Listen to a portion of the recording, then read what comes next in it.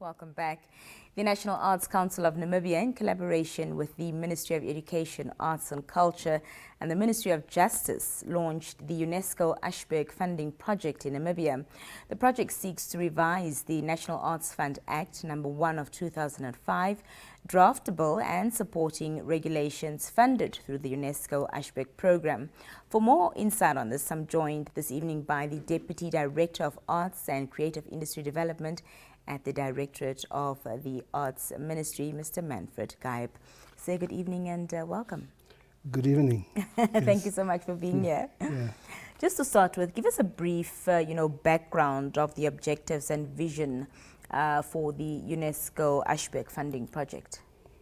Yeah, basically the UNESCO Aschberg program was launched in 1926.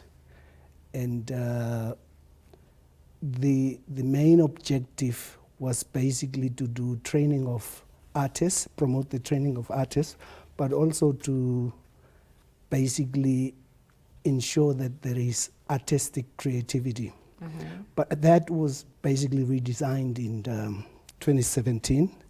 So to look at basically two UNESCO conventions, one being the 2005 convention, the implementation thereof, which is the protection and promotion of the diversity of cultural expressions. And the other was the recommendation, the 1980 recommendation, basically of the status of artist. Mm-hmm. So UNESCO basically intended to promote the revision of policies of various governments throughout the world, as well as laws and regulations of the member states. So that is, in essence, what we have applied for through the UNESCO Aschberg program, and we got a 30,000 US, which is almost close to 600,000 Namibian dollars, to review the National Arts Fund Act of 2005.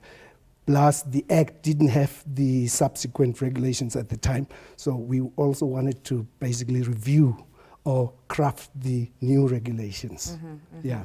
What will this revision of this bill entail?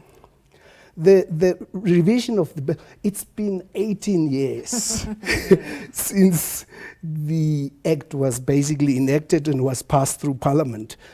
And the landscape of the creative sector has changed ever since, because nowadays the creatives, if you look at artificial intelligence, people intended to go to moon.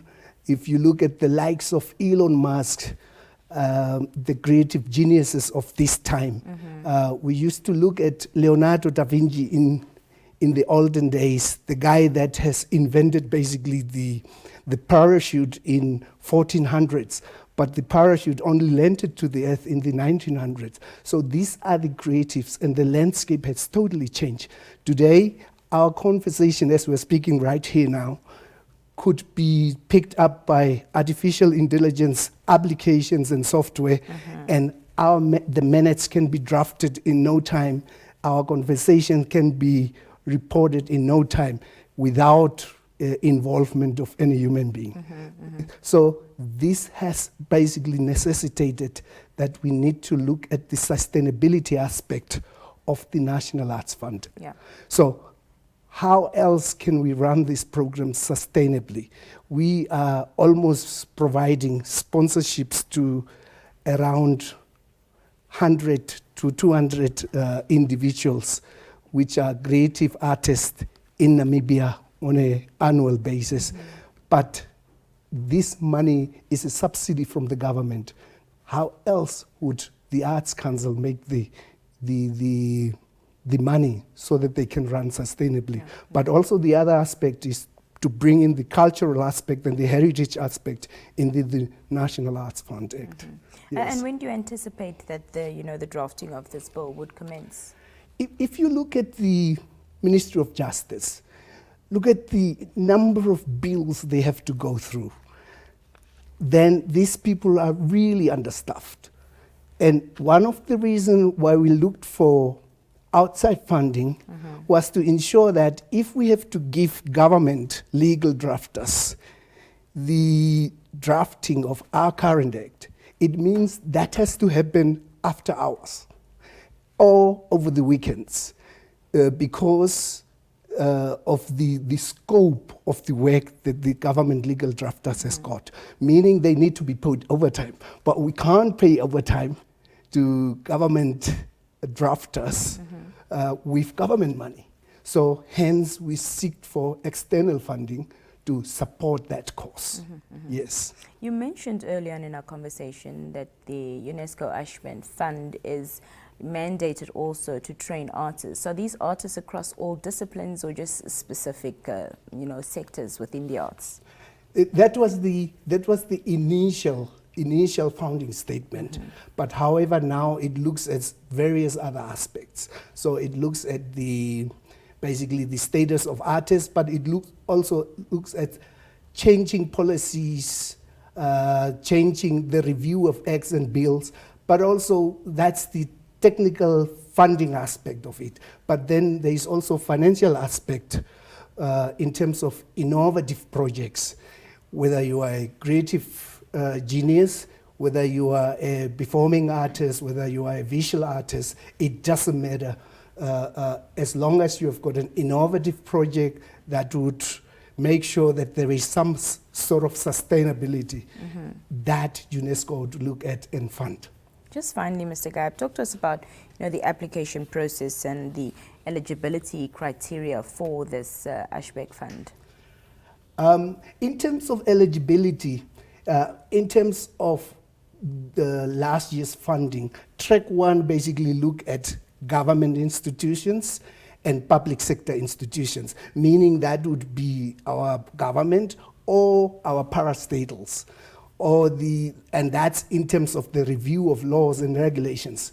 But the second track of the funding is basically looking at the innovativeness now, and that is civil sector organizations. So it can be your non-governmental organizations, it could be associations, it could be any entity which is created to basically promote the arts and the creative sector. That can basically apply. Fantastic. Yes, but it's a cumbersome process. You need to adhere to the rules and regulations and ensure that your submission stands out. And there is some innovation in what you do. Yeah, of course. Yeah. Your final remarks this evening, sir? Let's be grateful to UNESCO Aschberg program. The creative industries, you are in good hands. The Directorate of Arts at the Ministry of Education is ensuring that you get an annual subsidy.